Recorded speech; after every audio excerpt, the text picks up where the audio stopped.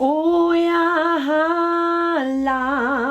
oyahala, lela Jesu, Jesu, Jesu, wama,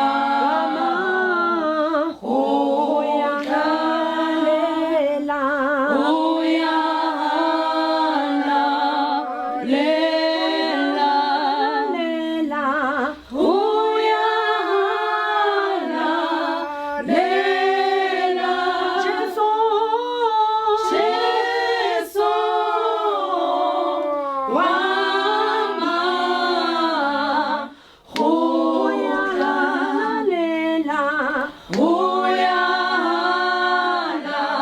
oyahala, lela, Jesu, Jesu, wama, oyahala, oyahala, lela, lela, oyahala, lela, Jesu, wama,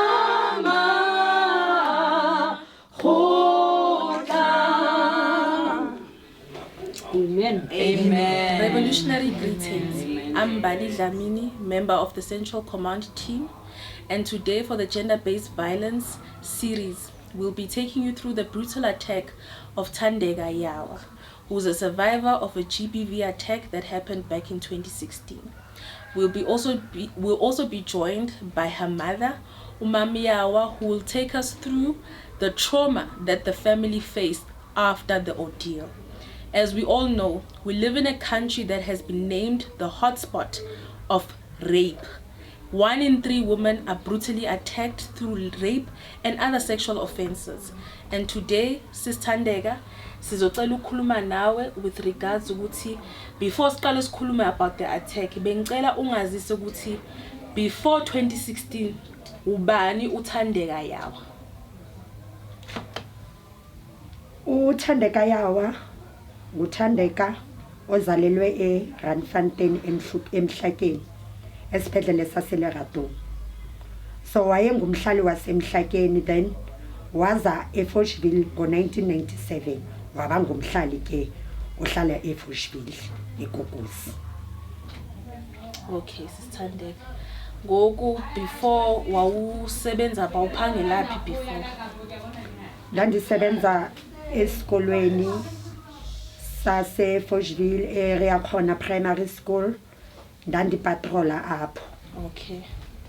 And then ke ndicela ba sithethe ngo2016 ngalamini ke ozohlaselwa ngawo. Kwakuthini? Wabuya phi? Can beke kwi-picture bakwenze kantoni? That time ngo2016 yayilixesha lami lokuthi ndithukele ndiye emsebenzini, but andaphangela. Ndandisiya elokishini kunomuntu ndiyodibana naye. Kulapho ke ngahlaselwa ke zizikrelemqa. Bandi rape, bandikhupha amazinyo, bandihlohla ameva phakathi kwamehlo, bandenza izinto eziningi. Ndathathelwa nempahla ne-underwear yami ayizange ifumaneke. Okay, so xa yenzeka lanto kwakuthini, what was going through your mind? Ba ndiyahlaselwa ngoku akunancede endilifumanayo. Wawuziva njani at that moment? Ngaloo mini leyo kuthi ndandingayazi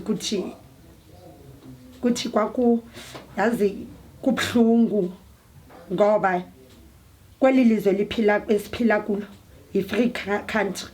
Ngoku xa uzohlaselwa ungayenzanga nto, kungathethi ukuthi ubuyathi njani, ngoba ingozi ihlasela ubani nobani. Noma uye emsebenzini, noma usendlini ulele, noma uphi. Kuthi lento esiphilayo ayisekho manje. Kuthi akusekho free, kuthi usaba noma usendlini, ngoba uyahlaselwa even though usendlini. yaniphatha kabuhlungu kakhulu iba isandilimazile nangoku. Okay, Sithandeko. Wahlaselwa ebusuku uzaya emsebenzini. Ngoku wafumaneka nini ke uzafumana uncedo uye esibhedlela nobona namapolisa? Bamhlasela kungecawe. Ndaxholwa the following day ngezithuba zo-6 ekseni. Kulapho ke ndaxholwa khona ngoba ndandisesigangeni ethafeni bendilahlele kwesinye isigodi. Ngoba noma ukulomgodi lowo abantu abakuboni. Banilahlela apho bona babecemba ukuthi banivulele kanti ndikwazile ukuthi ndisinde. Ngoku wafunyanwa ngubani ke ngomvulo? Ndaxholwa ngomnye otata abayi-2 babesiya elokishini kunye nabantwana besikolo babesiya esikoleni beyo attenda ama-grade 12. Kwakusekuseni kakhulu ngoba ama-grade 12 abe attenda ke ngelo xesha elo. Wafika ke waya esibhedlela. Yintoni into yokuqala baxelela yona xa ufika esibhedlela? Yathi mandivula amehlo ublank.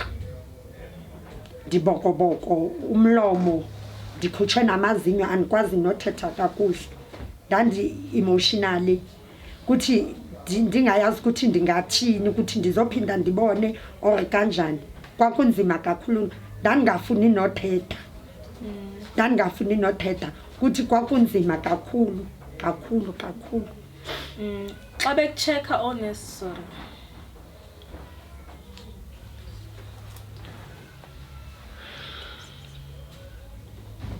Uzongitshela ukuthi siqhubeke.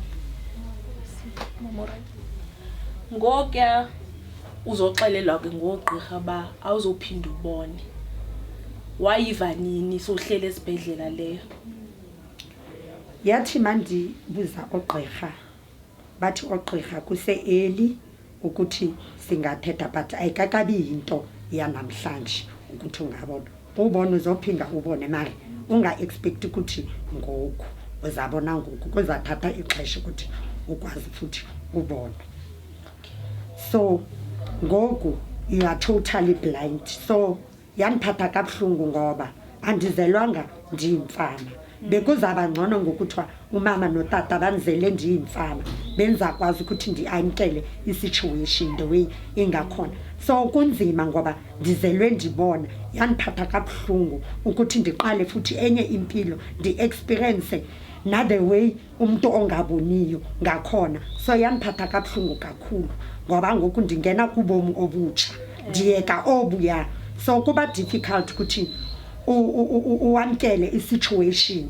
Uyayiva ukuthi into enjani kodwa mara at the end ndazixolisa nami ndathi yazi intoni ndizayamkela isituation noma irhaxa noma injani kodwa ndizayinqoba ekugqibeleni ndizayinqoba. Okay. Mama yawa bengicela ukubuza mama xa uzova wena ngomvulo ba umntanakho khangafike nokufika emsebenzini wayiva ngabani wafumana phi ba yena usesibhedlela ngoku ngomvulo? Kweza omnye ubhuti besikade sihlala naye mara bese eGreenspark sesukile lapha kude nguye wambona abantu babengamazi kahle ukuthi nguthandeka. Befanisa yena ithekna kafika wathi hayi ndiyamazi lo mntana ndiyayazi nakokwabo namapolisa asekhona ne-ambulance ezikhona. Wathi ke lo bhuti bathi amapolisa yakokwabo ke uyobaxelele enuze ne-ID yakhe. Mna ndava ngalo bhuti nakafika ndangamazi uthandeke bengahlali nathi beqashile eroomini. Okay. Ebehambe kuloo ndawo ke bengahlali apha bendihlala nje nabantwana bakhe eqashile yena. Ndeva ke lo bhuti nakafika imxela ukuthi mama Thandeka ulimele ngasebrishini ene ulimele kakhulu ngoba akaboni uyaphuphuleza. So ndizofuna i-ID yakhe. Andayifumana i-ID kaThandeka kanti une-ID copy. Ndanikeza lo bhuti wahamba. Nathi sabe sesifuna into ukuthi masiye apho siyobona. Safika sethathiwe uThandeka.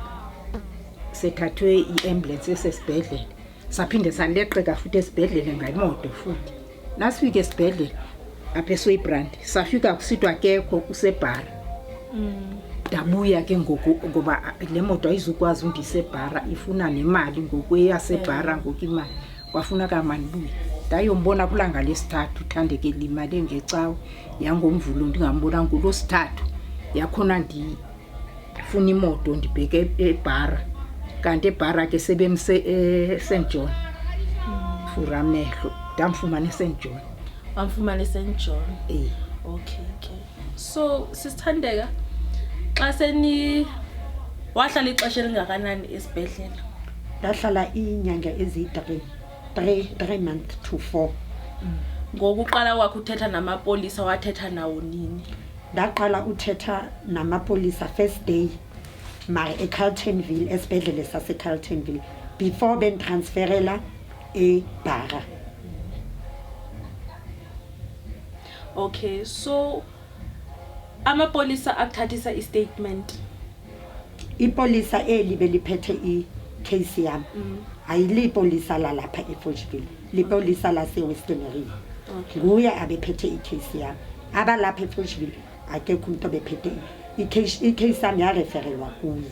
Ngoba nalamhla ndigqiba ulimala kwaza yena esibhedlele namapolisa ala. Kwathiwa nguye ozaba ephethe icase yami. Naye wazazisa kum ngoba the time ndise seven transferele eSt John wafika khona ezondibona ezova kahle ukuthi intoni. Before athetha nawe azothatha istatement sakho bakukhansela uzawuthetha istory sakho kuqala bakulinda isixesha elingakanani before uzothatha istatement after bathatha ixesha maybe inyanga and then after ke yakhona ke eza kum esibhedlele. Okay, kulo nyanga kho umuntu othetha naye uzokukhansela ngokuba burechiwe ngoku awusaboni. So before ipolisa izothetha nawo after inyanga wakhanselwa na? Ndakhanselwa after ipolisa ligqiba uthetha nami ngoba esibhedlele bendingasakhi ndingasafuni nix. Ndihlala nje ndizigqumile noma umuntu uyathetha osister bathetha nami babona osister nogqirha khona pha eSt John ukuthi how about si organizele uThandeka adibane necounseling yabona into ezinjalo bani organizela qala isocial worker yaba nguye isocial worker yazothetha nami kwakhona pha eSt John and then the social worker yan organizela counseling therapy diloko ndi attenda session zami dade ndazigqiba ithebe gqiba kundischarge therapy le yan referela letter eCarltonville ngoba eForgeville asina activities so kulapho ke babengithumela ukuthi ndidibane nomuntu ozangicancela eCarltonville Hospital. So bandibhukela ke elo xesha elo ndaya nge-referral letter ithebe gqiba undischarge ndaya nge-referral letter but nda-attenda only one session after azange ndiphinde ndiye. Okay, sisithandeka unosapho unomama unotata unabantwana bona i-counseling bake bayifumana abantwana bam even nomama notata mandithi abantu endihlala nabo endlini zange bayifumana i-counseling. So sometimes kuba difficult bamkele i-situation ngoba azange bafumane i-counseling. Uyabona nje bafumana i-counseling baxaxisela ukuthi intoni maybe ngebe understand. Uyayiva ukuthi into enjani zibona zange bayifumane mara ndayifumana i-counseling ngala xesha ndisesibhedlele eSt John ndi-admitwe khona. Ngokuya uhamba uyombona esibhedlela ubona umntana kuba impilo yakhe ngoku itshintshile khange bakuphe i-counseling so kuze kube namhlanje from 2016 kuze kube ngoku 2021 kho umuntu wawathetha nawe notata nabantwana bangoku impilo itshintshile. Hayi zange ma azange. So bekumele niqhubeke ngathi impilo isafana njengakuqala kodwa ingafani kodwa ingafani ngoku nizahlala nomuntu endlini ongaboni ungekho umuntu ozanibonisa ba niphila njani ngoku ngoba impilo ayisafani. Yakuvisa njani lonto mama? Buhlungu kakhulu. Yandivisa buhlungu kakhulu. Indlela nanihlala ngayo ekhaya wena notata impilo yatshintsha. Yatshintsha impilo nasebantwaneni bakhe ya-change impilo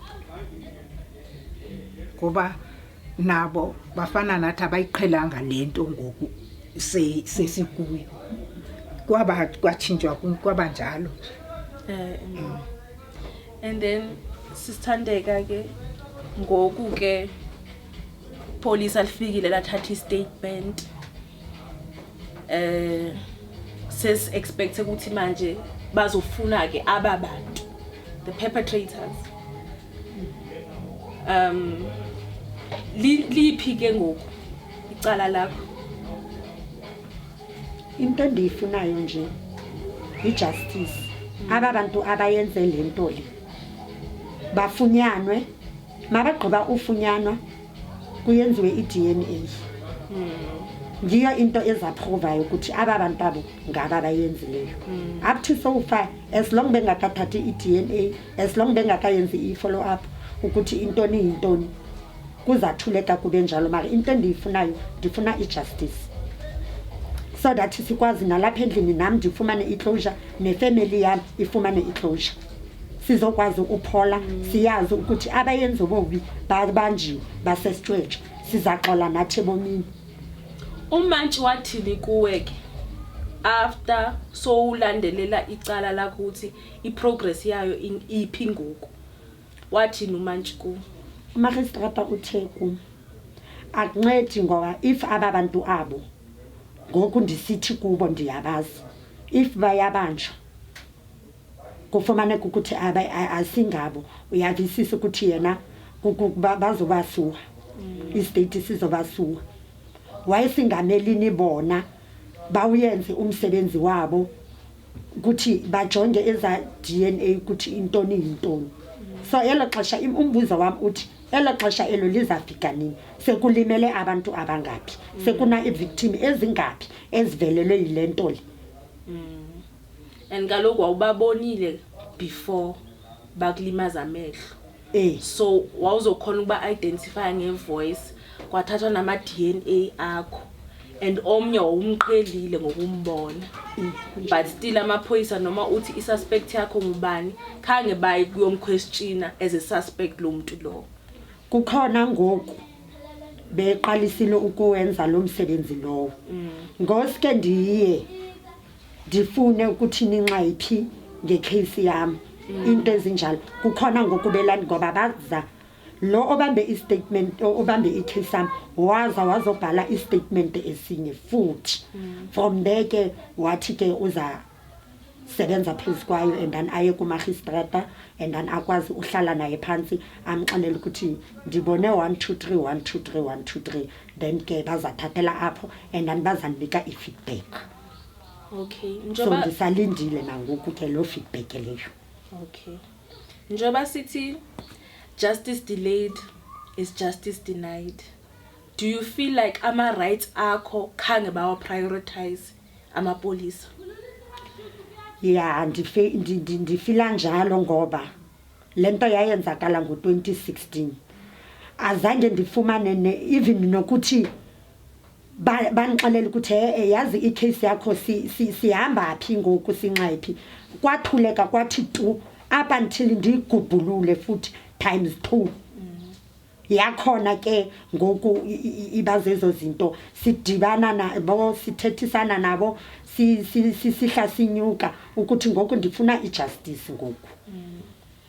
Mama, kulivisa njani ba aba bantu abahlasela uThandeka nangoku basahamba istrati bafana nathi, basaphila impilo efana neyethu sonke kodwa benza into ebhlungu kangaka? Indivisa kabuhlungu kakhulu lo nto. Indivisa kabuhlungu kakhulu ngoba thina asiyazi noba kupapa bamakhona bamjonga ukuthi wenza ntoni, uhamba phi. Ngoba ngaba khona kwalapha noba njengoba niyibona ne-toilet yalapha afuna ukuphume ujikele ngapha sina toilet esendlini. Uphuma ehamba yedwa kuya ngapha andibazi noba bame ndawo. Indifisa kabuhlungu kakhulu ke lo nto. Isupport ke kwabantu bendawo umphakathi nayifumana, because ngoku uyabona xa nilusapho number through such a difficult journey, niyadinga uba sinisikelele thina singabantu bomphakathi. Nike nayifumana loo nto? Zange siyifumane support kule indawo ke yethu. Nomphakathi wethu wonke uphela ayizange siyifumane support. Sithandeka sesivala.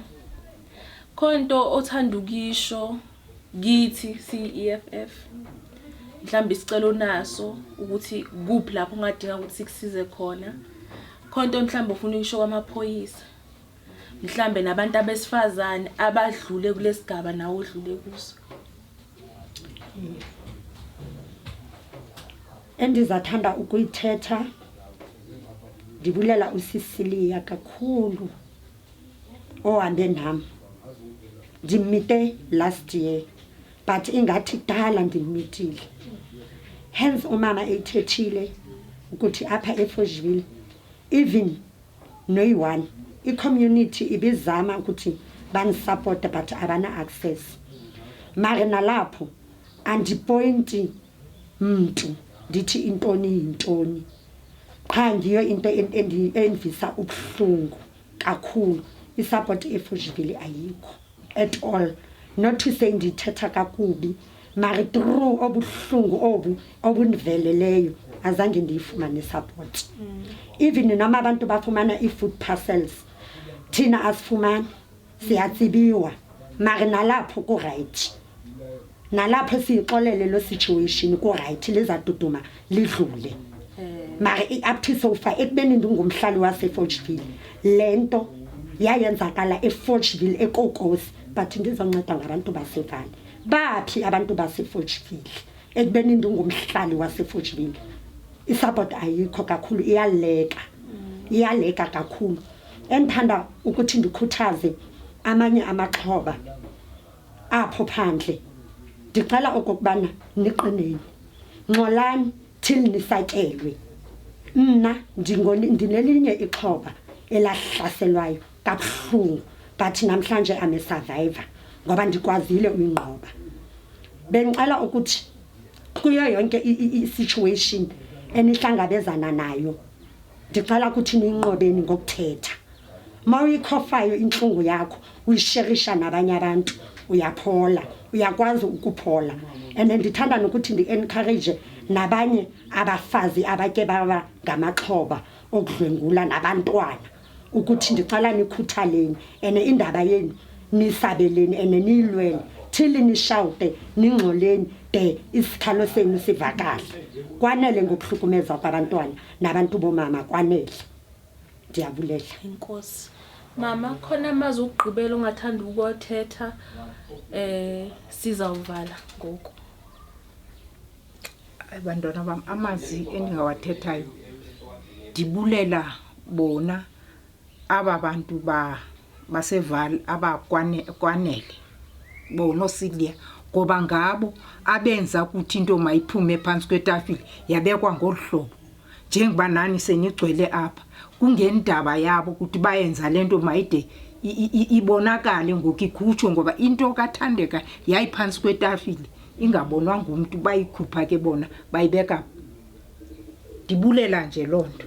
Enkosi mama. Nani ndiyanibulela njengoba nilapha kwelikhaya lam namhlanje. Kuzawutsho kubekho enye into ebonakalayo, kuzabe kubekho into ebheka phambili. Nathi siyabulela banisamkele. Isamkele futhi nithethe nathi ngento ebuhlungu kangaka evelela usapho lakayawa. Thina siyi-EFF siyacommit ba sisithandeka sizawungxola nathi, ngxole nawe. Asothula sesivile kuba kunento ebuhlungu kangaka esenzeka nangokuba iclosure awukayifumani ngecase yakho. Thina ezi-EFF sizahamba sinxole apha emele sinxole khona, sikubambe ngezandla. Asizonilahla mama, sesinibonile ngoku. Sizawubuya nathi senze le ebesimele siyenze thina singumphakathi.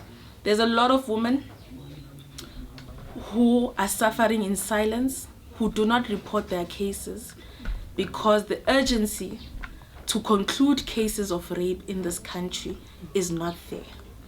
We urge all community members, all organizations come together and we fight the injustice that continues to happen to women. Now we'll be crossing over to speak to another survivor who has an ongoing case of 8 years. For the purpose of this discussion, she will remain anonymous, but she will be referred to as Chuma by the panel of experts that we have on the web series. Thank you. Bengisebenza komunye umlungu khona la ePitretive. Ukusebenza kwami lana kwakuyinhloso yokusebenza, but ngendlela okwenzeka ngayo kwagcina futhi azange kuze kuthathe nesikhathi eside. Ngisebenze 4 days kulela khaya lelana. Ukusebenza kwami kulela khaya ngadlwengula ubaba okhona, ngathi ngitshela umama okhona ongishaya. Ngahamba ngaye police station ngawuvula icala ngaleso sikhathi. Nangiyovula icala ngaleso sikhathi bahamba bathi bayombheka lo mfazi wakhona wathi ulo ndoda akekho useThekwini, ekubeni ngimshiye endlini akhona. Kwaphela 3 days balokhu beye bamfuna bangamtholi, base bagcina sebamtholile elangeni les-3. Mabembopha bamthatha bamusa elendoda police station, bahamba mangizwa ngangekho. Kuthiwa wathathwa wayisa police station, waceda lapho wayisa esibhedlela wathatha igazi. Wabuye waye court ngalelo langa lelo, wafika wabheyila ngalelo langa ngo-5,000 rand. Ukuthi konke lokho kwenzeka kanjani angazi kwenzeka kanjani. Okunye amacala akhona engawavula mina kwaba ngamacala ayi-2. Icala le-rape ne-assault ukuthi lo mfazi wangishaya, but azange lele assault since laqalwa leli le-rape, leli assault akaze kukhulunywe ngalo. And ngathi mangihamba ngithi ngiyocheck-a elento le police station ukuthi ilento le i-case number yalo iphi, ngoba phela banginikeza i-case number A1. I-case number azange bathi leli lalo mfazi alinayo i-case number. Angazi ukuthi alinayo i-case number kanjani. Liqala lathethwa-ke licala kusuka ngo-2014 kuze kube manje nje ayikho i-closure yalo licala. Nje noma sifikile lapha ecourt ngazathi kahle kahle thina abasibhekeleli njengabantu abamnyama, kahle kahle umuntu omnyama ngazathi bamthatha ngenye indlela. Ngizothini nje, yazi lecala leli mina nje selingihlukumeze kakhulu ngoba since laqalwa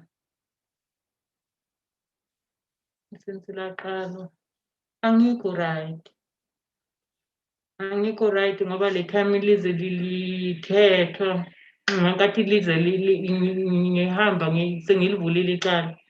Into eyafike yangimangaza emaphoyiseni, icala mina ngahamba ngayolivula. Kwakufanele ukuthi baye bona amaphoyisa aye lapha la kwakwenzeke khona lento lena ukuthi ngireje la ba-check-e laphana baze bangilanda mina emva kwamalanga ayi-3 la okwakwenzeke khona, bathi angihambe ngiyokhomba lapha okakade ngirepele khona lo mlungu. Okwangimangaza ukuthi yini ababesazoyithola ngaleso sikhathi sekukliniwe kwacedwa lamalanga ayi-3 kuba sebezothola ini. Okunye amaphoyisa akwenzile kuthena selecala leli li-on vele. Amaphoyisa ngawatshela ukuthi lo mlungu lo uyangilandelela, uze wangilandelela kayi-3 aloku angijaha edrobheni, aloku angijaha. Bagcina bathi bona mina angibe ney'ndawo manje engabe ngisayihamba. From 2014 mina nginey'ndawo mina okufanele ukuthi ngingayihambi la ePitretive. Mina ngilento nginelimit mina yokuhamba ukuthi nishe ekhaya angisahlala ekhaya. From 2014 angikhona ukwenza lutho. From 2014 angisebenzi. Angikhona ukwenza lutho kule ngalo yami yaka right. Ngalimala. Angikhoni ukuwasha, angikhoni ukwenza lutho. Uma kuthiwa nje kuyabanda angikhoni ukwenza lutho. Angazi kahle kahle ukuthi kufanele ngenze njani. Angazi ukuthi ngathi kufanele ngenze njani. Ngiyabonga sisichuma. For everyone who's listening to this series, just to translate a bit what the conversation is about, Sis Chuma was a domestic worker working for a white man who violated her after 4 days of working in that household. The forensic team that was supposed to investigate the crime scene only arrived 4 days after the rape had taken place in his kitchen. When she reported the case first to his wife, she had assaulted her as a response to what she was being told. When the case went to be opened at the police station, 2 cases were opened, one for rape, which was meant for the husband, and one for assault, which was meant for the wife. But when the court proceedings started, they started with the rape case and omitted the one of assault. He then got a bail of 5,000 rand. And when she went back to the investigating officer to speak of the constant harassment that she's facing from this family, the police responded by saying that she must stop going to certain areas in that town that she lives in so that she avoids having any contact with the perpetrator and his wife. It's been since 2014 since she has opened the case. She has not worked since, and she has faced injuries that has rendered her not to do the work she was able to do before that. So that is the story, and I'm going to bring in Brandon right now, Mr. Brandon Gambule, to speak about how is labor responding to the violation of women. She has now been taken out of the ability to work for herself and her children. Has the Labor Department or the labor force really responded or tried to tackle the issue of violation of women and the aftermath of that? My name is Brandon Gambule. I am a labor law consultant and activist. I currently work for a company called MKL Advantage. I'm sorry, can you hear me? Okay, yes. So you were asking if there is any protection for workers, from the Department of Labor and the Labor Court. Is that so? Okay, all right. Look, workers in the workplace are very protected. There are a number of laws that protect workers in the workplace. Specifically, you've got your Labor Relations Act and the basic conditions of employment. But I think it's key to make it clear that the act of rape, there's 2 things in there. Rape is actually a criminal matter that is dealt with by the criminal courts, your magistrates courts and so on, and not necessarily the labor court per se. But within the workplace, people are protected in that there will be laws in place with regards to fair labor practice. But in this instance, with regards to the rape is in fact a criminal matter, which will go to a criminal court.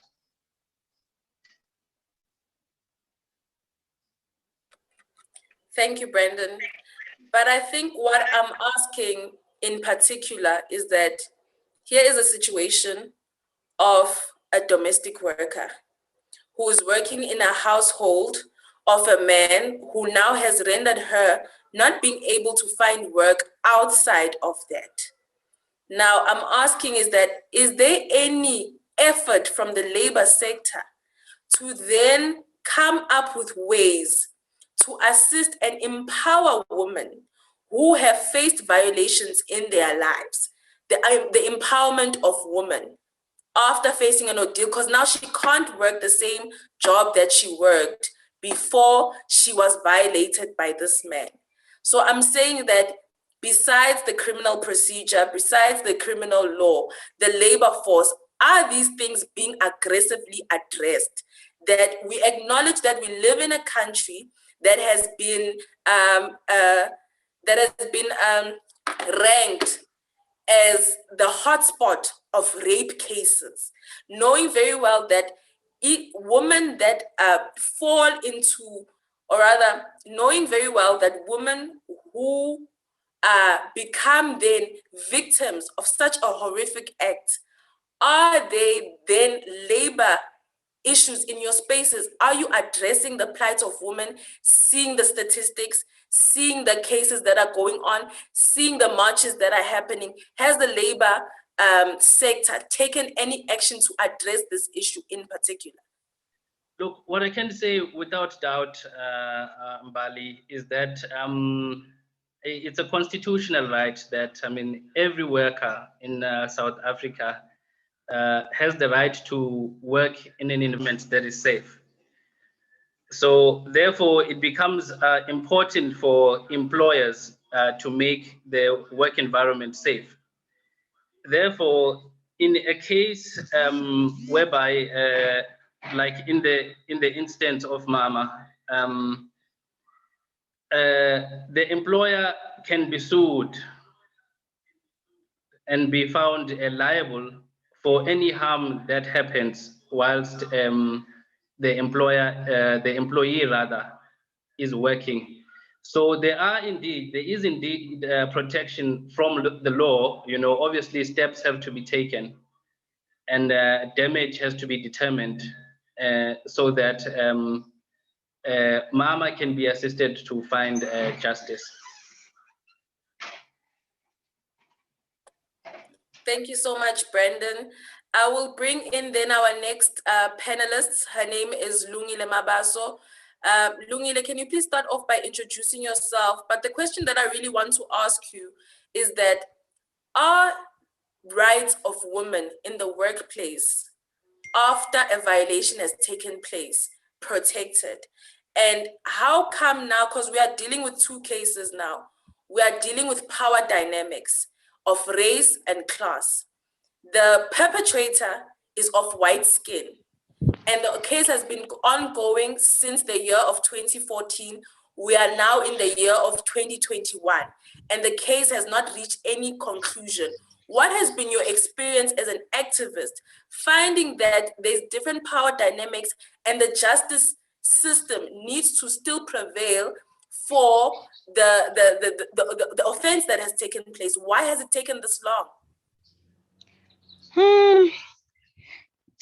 Okay, yeah, my name is Lungile Mabaso. I'm an activist in Kondo area, formerly known as Petrie Tiv. This case, Mbali, is very unfortunate, and because a lot should have happened, but it is a reflection of women being unable to access justice and in turn have their rights protected. It is what can I say? It is an indication of what women really go through in the workplaces. The policies are there, they are very good, but they are not implemented. It's very difficult for women to access justice. Also, there is lack of capacitation, and the process is draining. When you go for a labor case, usually the employer is well equipped. The employer has got a lot of resources and support to tackle the case, unlike the survivor who needs to do everything within their own means and the legal resources that they have. So that is the challenge that women are facing in the workplace. There are a lot of violations. There are so many cases whereby women are being violated, whereby women are being deprived of promotional posts because they do not want to succumb to the pressure of their superiors or employers. It is becoming a culture that is not being spoken to or looked into. Women are still violated in the workplace. They are. There are so many cases around that. Case ka Sischuma is a clear indication of what women go through in the workplace. I can say, Gutsinja, what I noted in her case, there were a lot of domestic workers, and there's a domestic worker association that came forward with women coming from as far as Newcastle, who were also stating that this is common. And Usis Chuma was brave enough to stand up and say, this is wrong, and I cannot allow it to happen to me, and be silent. Unfortunately, seemingly, the justice system is failing her. Thank you. Sis Lungile, in addition, I just want you to take us through the psychological impact of having to go through secondary victimization by the justice system. So she's been victimized physically, and now the justice system is taking the secondary victimization part in it because it's not concluding the case. As you said, that it's draining to go through processes, but now to go through a process for 7 years and you are told that there are spaces that you can't access. What does that do psychologically, not only to the survivor, but the family? It is psychologically draining, Commissar Mbali. It really is psychologically draining. And, there's this psychological trauma as well. When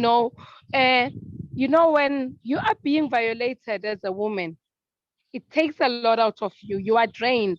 A certain part of you goes away, and you need to close that chapter, heal, and move on. But when such happens, it drains you even more. You feel like giving up, but you realize you need to find justice eventually. And when the family sees you going through such, I think maybe Usus Chuma can tell us, maybe would say, what is the impact in her life besides her being partially disabled or temporarily being disabled right now, which I believe is a result of stress. A lot of things are happening. She will not find healing because the case is not being concluded. And the painful part is the perpetrator, the alleged perpetrator, is being given so much protection that she's not getting. When you go to those court cases, you find him being protected by the very same police who failed to protect the survivor, Usisu Chuma, and rather told her, you can no longer go to these places. But the alleged perpetrator is allowed to go anywhere. There are no restrictions on his bail. He is just living his normal life, while her life has been put on hold because she cannot travel to certain areas in town. So it is draining. Even if she were to get a job, what if she gets the job in the areas where she has been advised, do not go there, because we do not want to arrest the person who is now harassing you. But her rights have been infringed because her rights to free movement has been infringed because she was raped. Had she not been raped, she would be moving freely. So what is the justice system saying? You report a case, you are depriving yourself of the right to free movement. That's what is being said here. And it is setting a very, very bad tone to women to say, don't report the cases. Because when you have the cases reported, you will have restrictions on your life and not the perpetrator's life. The perpetrator gets so much police protection when he goes to court, but the survivor is not getting any protection. So it is draining, it is traumatizing. I can only imagine what she's going through. Thank you so much, Sis Lungile. I'm going to bring in Nondumiso Nsibande. Ndumi, can you please introduce yourself to the viewers, but more especially take us through that these cases are too common for our safety. Are women's rights in this country is there no urgency to prioritize the rights of women in terms of accessing the justice system and accessing now, as we see with Sis Tuma's case, the labor force? Thank you very much, Mbali, and a good afternoon to all other panelists and indeed Sis Chuma too. Thank you so much for the question. My name is Nolimi Sansibande. I work for Action Aid South Africa. I have been working in the violence against women space for the past 16 years and on various things, rule of law, access to justice, and so forth. But I just want to start by saying that Mbali, indeed, it is 2021. This matter was reported in 2014. It's deeply worrying that almost 7 years, if my math serves me right, it seems as if Sis Chuma doesn't have much knowledge of where the matter is at. And I think that's deeply concerning. And I think that's an indication of a lack of urgency. And it is an indication, again, of some of the loopholes or the barriers that exist within the criminal justice system, which is extremely, extremely, extremely worrying. I do want to say, and just to take it back a bit, to say that violence against women, and in this case, we are talking about rape, which is a form of violence, is a violation of various rights to dignity, safety and security, etc. And I also want to say that there's been varying studies that have been done around the issue of violence against women. And maybe let's just talk about rape. And there was a study that was actually done by the Tshwaranang Legal Advocacy Center together with the University of KwaZulu-Natal a couple of years back. And one of the areas that it actually looked at was the putative community. And that study actually really did pick up some of the bottlenecks that existed within the criminal justice system. There were many cases that remained unresolved, that continued to drag. There were many instances, because you've got to understand that there's various role players in the criminal justice system and they're all interconnected. And we've learned, for example, through that study, that within the health system itself, there are a number of loopholes ranging from attitudes, just generally from criminal justice role players. It's not just healthcare workers, it's South African police services and it goes on. Indeed, in this case, it's becoming quite clear that Sis Chuma has been further re-victimized, which is very worrying, extremely worrying.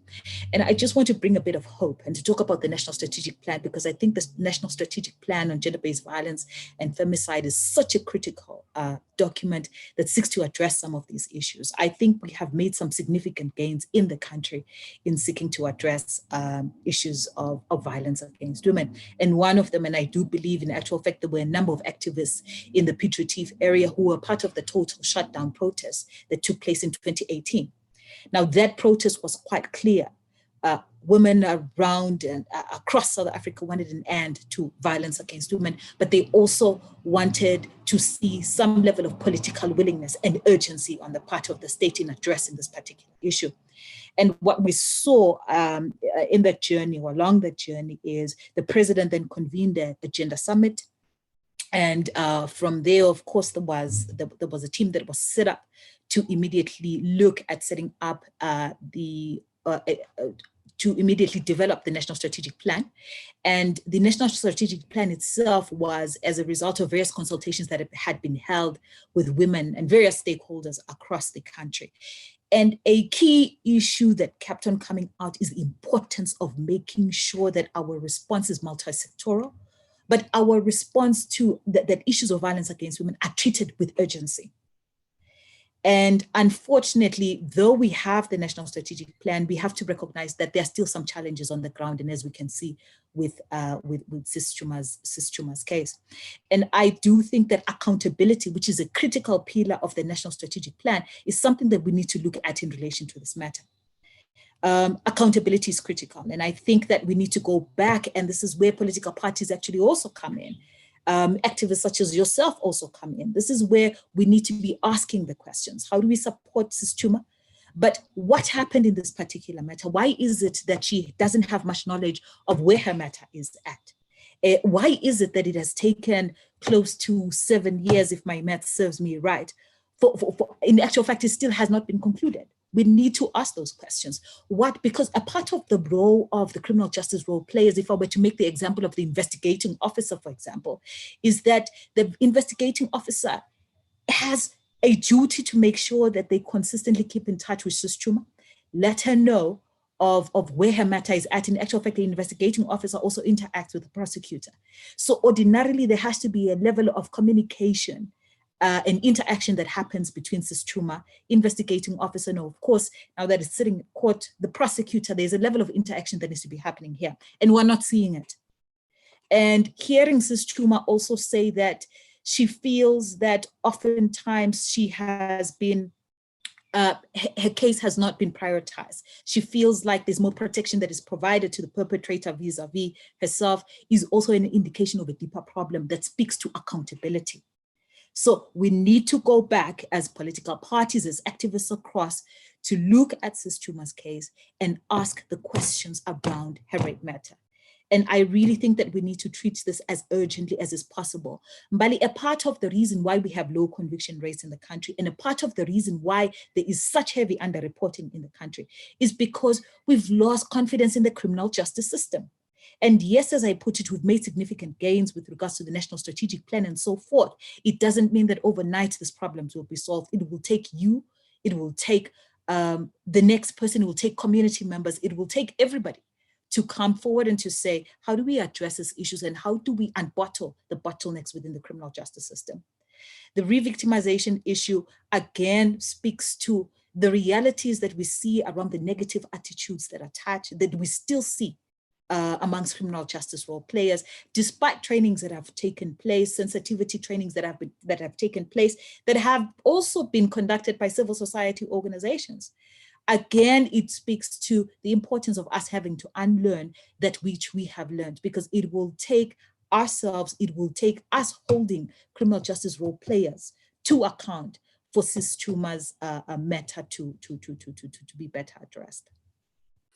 But Ndumi, with all that you've said, I'm trying to think of the stereotypes that would normally be attached to rape, right? If I could think of one myth when I was growing up that was constantly being said to young girls was the character of Pinky Pink, who was this mysterious character who would attack young girls, women, women of all ages, because as we know, rape takes place from an infant level right up to a pensioner. Did those things perpetuate how society is responding to rape cases? Because I'm trying to think, like, do those stereotypes contribute to how seriously rape cases are legitimized or delegitimized? Is the fact that this person in the community is a well-known person who has connections in the town, who doesn't fit the stereotypical image of what a rapist or what society perceives rapists to be? So that's a very important question, Mbali, and I want to say that as a starting point, and perhaps that's where I ended earlier, that it's so important for us to unlearn that which we have learned. We've been socialized in particular ways. We know that there are various norms in social norms that talk to different things, as you put it. For example, we've seen cases where you're often told, don't wear that miniskirt. You can't possibly, because a woman should respect herself and shouldn't be in a miniskirt. Or when you go to report a particular a rape case at a police station, you're asked, what were you wearing? Or when you immediately say, well, you know, I was at a club and happened, and, you know, immediately, you know, there's these facial expressions and there's already a position that's been taken that you can't possibly be raped, you were at a club, you know, that kind of thing. So and again, it goes back to the issue of course, that does contribute. And a lot of us have to unlearn that. We have to promote positive cultural norms, positive social norms. And Mbali, I just want to stress that this is where we all come in. Because as I said, we've been socialized in particular ways. This is where we come in to speak about how do we shift those norms. This is where we come in, and this is where we speak about prevention. And again, prevention is a critical pillar of the National Strategic Plan. The reason why I'm stressing the National Strategic Plan is because it's been adopted, and you may be aware that the president, I think yesterday, was running a fundraising event aimed at raising funds from private sector to address gender-based violence. And a part of it, of course, is making sure that the National Strategic Plan becomes a reality and it's well-funded, because it costs money to address gender-based violence in the country. So back to this, prevention is a critical pillar of the National Strategic Plan. The prevention pillar does talk to the importance of shifting some of these negative social norms. And so it is critical that as civil society organizations, as political parties, as community members, we start talking about how do we make this shift. We start engaging in dialogues where we talk to men and boys on how do we support to men and boys around promoting gender equality, around how do we doing away with gender inequalities. And that, of course, is going to be a process. I'm just loosely putting it. So overall, Mbali, certainly we need to unlearn, and we need to make sure that there's shifts, and it requires community engagement. It requires multiple stakeholders coming together to address that, yeah. Thank you so much for this. And Sis Lungile, I'm going to bring you in. I'm thinking of media coverages when it comes to rape cases and the perspective that is pushed now, or the narrative that is pushed to the public. Is all this accessible when we speak of the presidential summit, when we speak of budgets towards combating gender-based violence within our societies, in the space that you are, in the town that you are? What is the level of access? And are your stories being narrated by the media? Because I just want to find out that what has been your experience in terms of access? Sister Ndumi mentions also the issue of funding of civic organizations. That do you have access in the space that you are in? Thank you, Mbali. Thank you. And once again, let me greet the panelists that we are with again. It is very unfortunate that in our small towns, we rarely have access to media coverage. I will applaud the media for the role that they are playing in trying to cover issues around gender-based violence. However, I would appreciate if they would also spread their wings into the small communities so they can get a true reflection of what is happening in the areas that we are in. And, the way the cases are handled in the big cities and the resources that are there for the survivors, unfortunately, we do not have such. And also, one unfortunate thing is in the platforms or in the meetings where the issues of survivors and the preventative measures that Ndumi is talking about, I feel the real voices of the survivors are not captured. The voices of the people in the rural areas are not captured accordingly. So we can be able to all move forward on the same page. There is a lot that is happening in rural areas.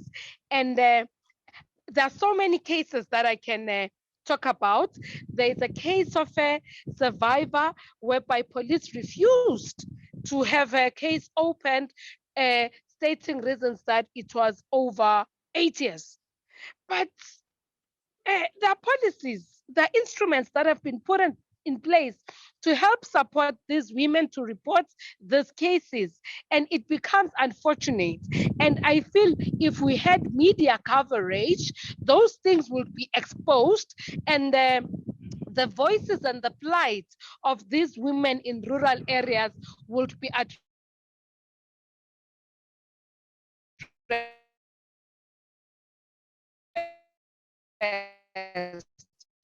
I'll just take you to the Omoto Free. And when you look into the dynamics and the people that have been violated, starting from kids from primary school that have been violated by our pastors, which is very unfortunate. You know, we've got so many of those cases, and how I feel had those cases received media coverage, those alleged perpetrators would be behind bars. But believe me, in our area, oh, they walk scot-free. And what does it say? What message? We come in as a civil society organizations. We encourage people to come forward. We encourage people not to be silent, but they don't get justice. We even in cases whereby a person has been sentenced because the community came forward, the person will get a parole, or a survivor will not be informed.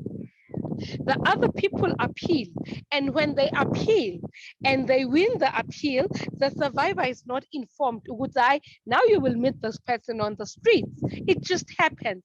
I feel if attention can be given to rural areas, we can win this badly. We've got a long way in rural areas in addressing the issue of gender-based violence. I plead with our media houses to broaden their wings. Yes, the coverage that they're giving is helping, but it will even help more if they were to cover the rural areas as well. Thank you.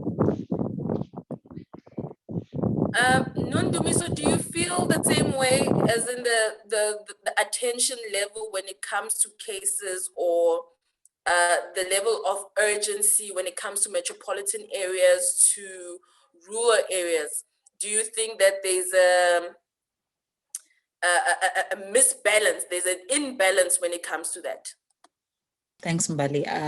Let me start by agreeing with Lungile to say that indeed the media plays an important role in highlighting such cases, especially these issues of violence against women. I just want to read out something that is in the National Strategic Plan around the role of the media in relation to accountability. It says, when it speaks to accountability of the media, it says the media is accountable for the implementation of ethical guidelines on how women and girls are portrayed in the media, as well as how gender-based violence and femicide is reported. So the media really does have an important role. And what I need to stress here, and as Lungile has put it, is the importance of also putting a spotlight in other areas, perhaps where the media may not be as present. I really think that that's important. And because the National Strategic Plan sees the media as an important player, which I absolutely agree with, in actual fact, the National Strategic Plan goes as far as talking about the importance of coming up with multimedia campaigns that are sustained. We know the media has got an important role to play with regards to that. So I would stress, and I share Lungile's sentiments, that we need to encourage reporting across various geographic locations in the country. It is certainly very important. What Lungile is raising here, and how a lot of cases continue to go unreported in the Mkondo area, I would actually put it back to political parties to say, a part of what Lungile is sharing is also giving attention to the importance of making sure that we go back to Mkondo and try to understand what is going on. It seems to me that the situation is very grave, as is across the country. As we know, South Africa has got high rates of violence against women. So I would say definitely media plays a critical role in reporting of gender-based violence cases and how they are reported. And I think it's important that we intensify those efforts. But political parties, of course, should also come in, because I think what Lungile has put across is a cry. The situation is dire. It needs to be addressed quite urgently. And I would say working with other partners would also be very important. There's a number of organizations, again, in the Mkondo area. I know Yana is one of them, and they're doing absolutely important work. So partnering with such organizations, and I think there needs to be a feedback process that happens so that we have a sense of how these matters have been addressed, where they are at now, where are the bottlenecks, and how do we unbottle those. And sometimes unbottling is a matter of having a conversation could be, for example, with a prosecutor to understand what's happening. It could be a conversation that could be had with an organization that is providing critical services to in relation to violence against women.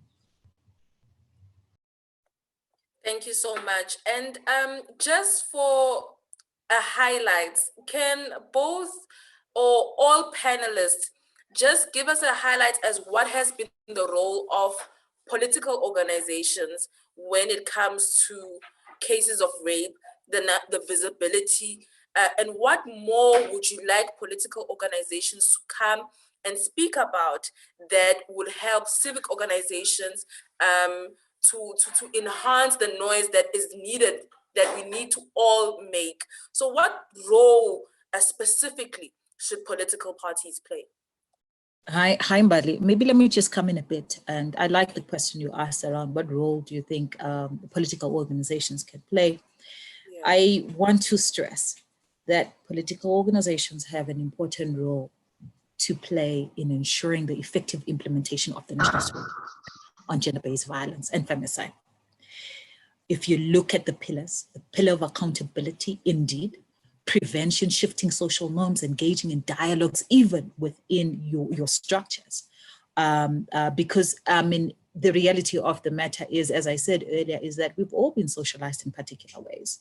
And violence isn't something that just exists outside of political organizations. It also happens inside. And so we need to come up with mechanisms or structures that are actually able to deal or structures of not just reporting, but structures where we talk about the realities around violence against women and what political parties can do, which I think is a conversation that can also come in internally.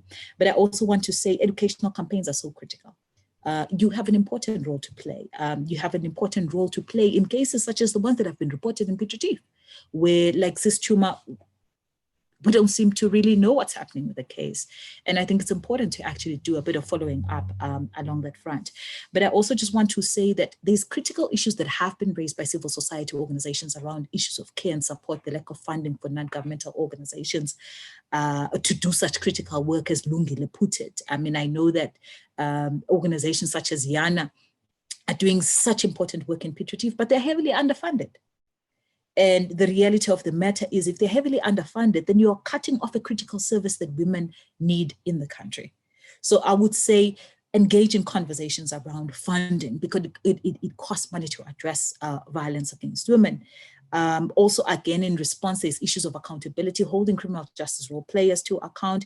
And more importantly, you yourselves are accountable to your constituencies. There has to be a level of accountability. And as I said, there needs to be structures, mechanisms within political organizations that speak to reporting, but also engaging in conversations on how do we unlearn a lot of that we have learned, which is toxic and goes against what we seek to promote, which is promoting gender equality in the country. Thank you so much. And I'd just like to bring Brandon, because Ndumi also mentioned, I think, an element that we don't often talk about, and that is bringing the boy child into the conversation. How do we then strike the balance of having both genders having to discuss the decay in the community without the one feeling like they have to be defensive to the other, and just be in a space of learning? How do we rope in the boy child? Okay, yeah, am I in now? Yeah, I think for me personally, it's a thing of grooming.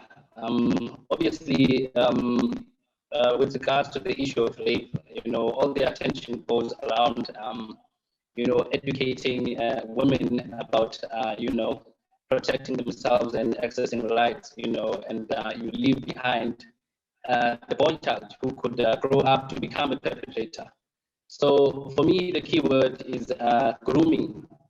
There must be, educational mechanisms around grooming young boys to becoming, proper young men who know how to treat women, because I think, that's obviously vital, because if, young men become proper, when they become of age, then obviously there won't be much to complain about.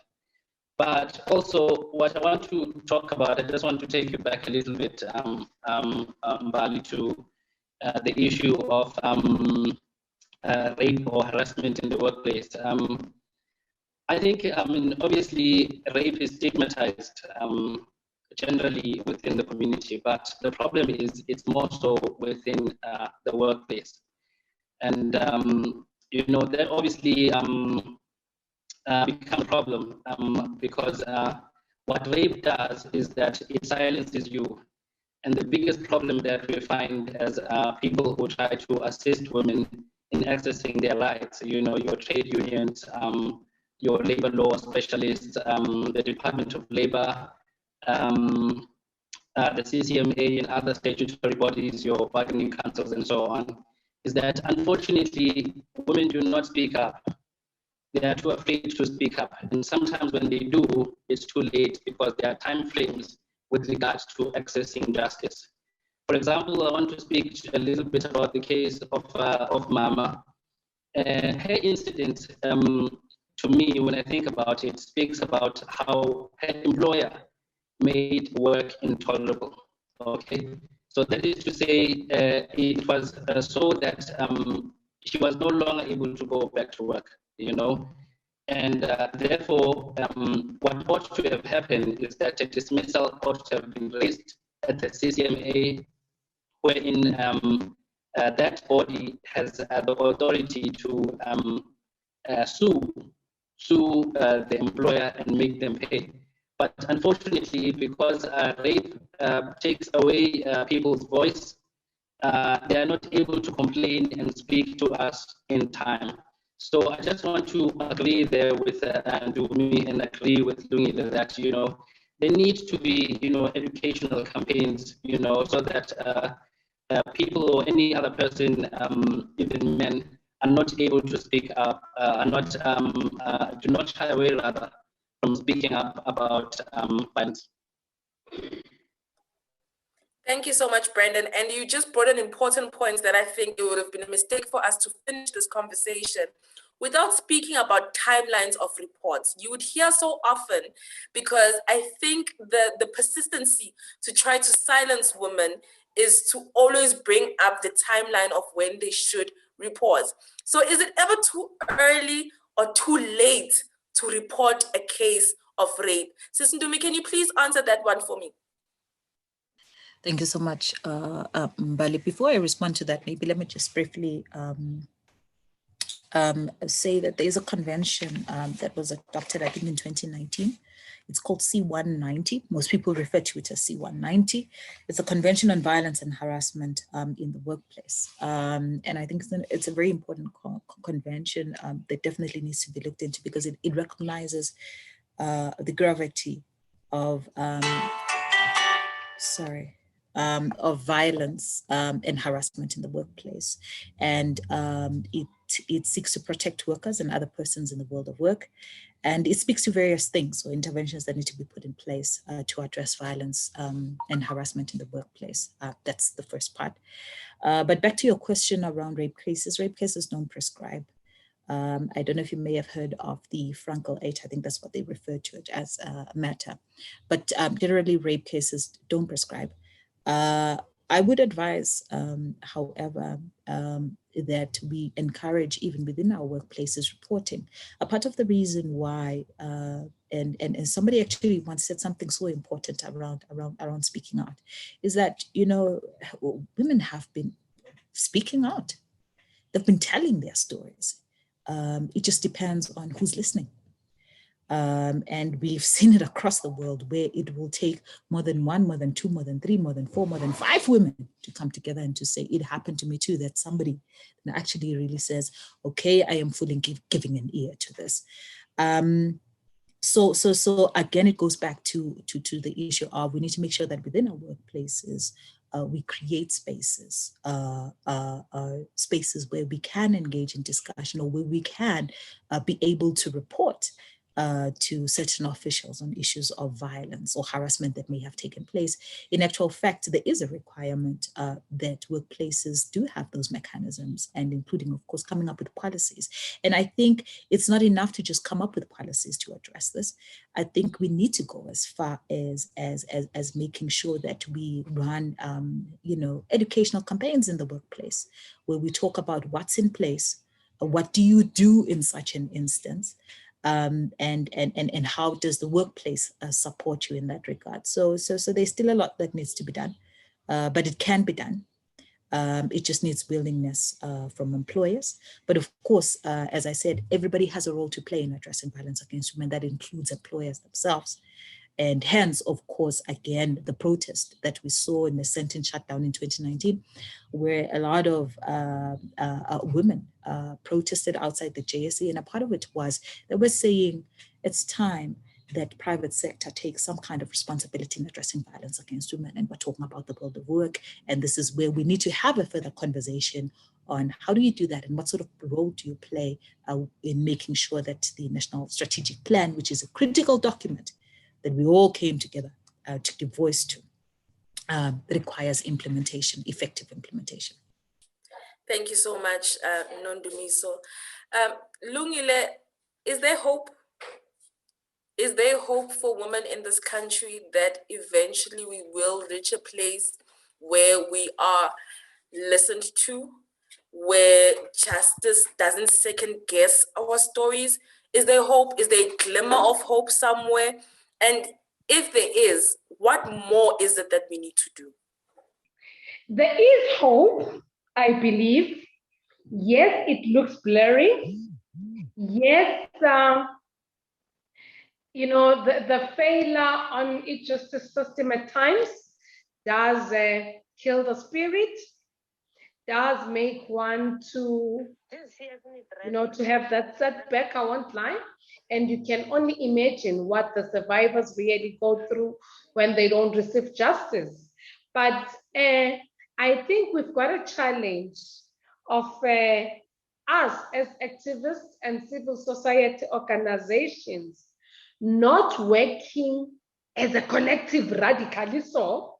And I think just like Unondumiso did mention in a way, if political parties can also come and be radical in the voice on gender-based violence, which we appreciate. We are seeing political parties coming on board. And I strongly believe that if we can all come together and work together without fear or favor, and all have a collective understanding on what we want to achieve with the activism and advocacy on violation of women and children, I believe we will have hope if they can be instruments that call on different stakeholders and organizations that are important in dealing with issues of gender-based violence. If they can account, if there can be accountability, if departments and relevant stakeholders can be made to account. For instance, in the case of Usisu Chuma, someone did not do his or her work. And how can they be brought forward to account? So if people can be made to account, if people can be told you have been incompetent, you have failed the survivor, and this is there's a consequence to that behavior and not being effective in addressing the issues of survivors. There is no accountability at this point, and I think it's one thing that is failing the survivors. The law enforcement officers that are meant to see to it that the survivors receive justice are lax because they are not accountable. They are not accountable to anybody. So if they can be that, surely there is hope. Certain areas need to be clearly addressed. There should be accounting bodies. If we can have accounting bodies, so much, just like Undumi mentioned this in the research that was done by Itwarana, they're doing a shady job, intentionally so, because they are not accountable. They will not be held responsible for them failing the survivors. I know of a case, you can imagine how not in a bad way, I appreciate the effort that they're bringing, but surely where women are being failed, it should be highlighted. There's a child who was raped and the man was arrested and he escaped from prison. When this man escaped from prison, he ran after this child. He wanted to kill this child. So the child comes forward, reports, I've seen the man, he was chasing me. I was almost bumped into by a car. It's the car that brought me here. Can you help me? We ran to the police station. The police were so insensitive with their guns flashing and all this and that. They took the child with them. Imagine the trauma that this child felt, seeing the police and the police chasing after this man in her presence. So if we can all be sensitive and have a clear understanding, the police that are put on the front line of dealing with issues of gender-based violence, rape, etc., if they can be made to understand what is gender-based violence, how is the survivor feeling, we can do much better. There is hope. There is hope. We just need to change the strategy. There is hope. Thank you so much, Lungile.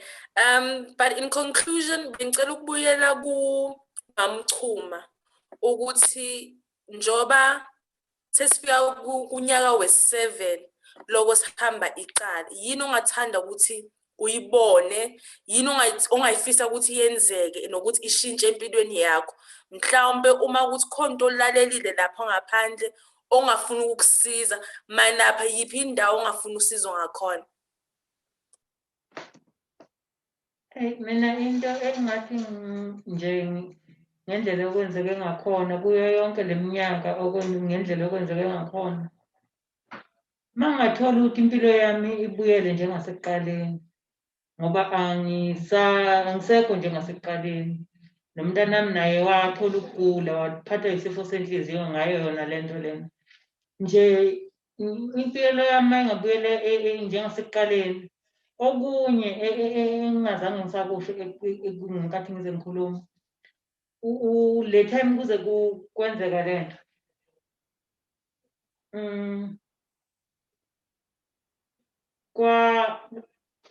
nje impilo yami ngathini, ngifuna vele ibuyele njengasekuqaleni. Okunye engingakusho, umuntu engangithandana naye mina, le time kwenzeka lento lena, kwakade kuyiviki umuntu engangithandana naye wayeyolobola ekhaya. Bahamba bayomthatha igazi. Kahle kahle kimi, it seems like amaphoyisa la ePiet aside nabelungu bala ePiet, amaphoyisa ala ePiet awakwazi ukumela umuntu omnyama. Kimi ngizothini mangake kwenzeka ukuthi mhlawumbe amaphoyisa akhona ukusimela nathi njengabantu abamnyama. Nje impilo yami ibuyele njengasekuqaleni, bamthatha igazi umuntu engangithandana naye, kwaphela umshado wami, kwaphela konke enganginakho, ngasala nje njengoba nginje. Impilo yami nje mayingabuyela njengasekuqaleni, nale case iphele, ngazi ukuthi iphelile, nje mhlawumbe ngingaba ngcono emphefumulweni wami. Siyabonga Sisichuma. That concludes the conversation for today. Thank you so much for viewing this series. Thank you so much for constantly being available when we need you. And this is to all the panelists. I know that certain challenges arose when we were trying to put this together, but we are constantly in a journey of learning and evolving together as a community.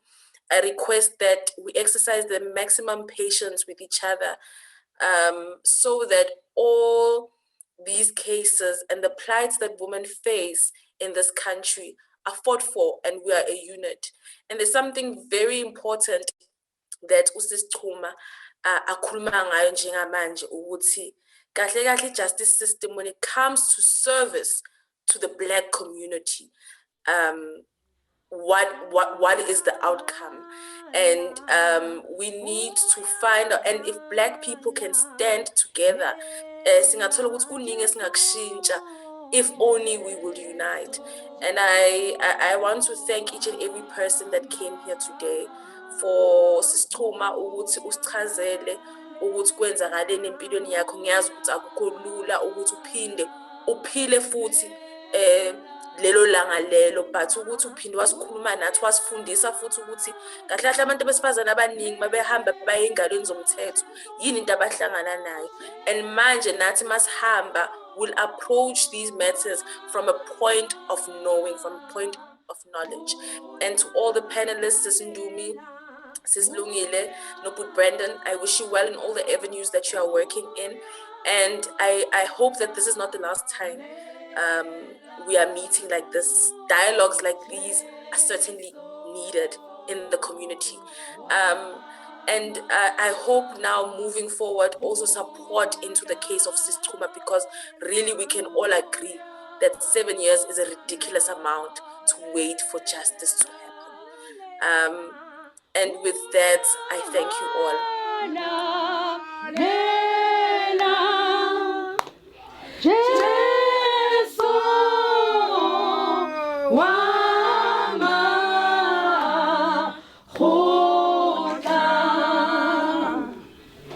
Amen. Amen.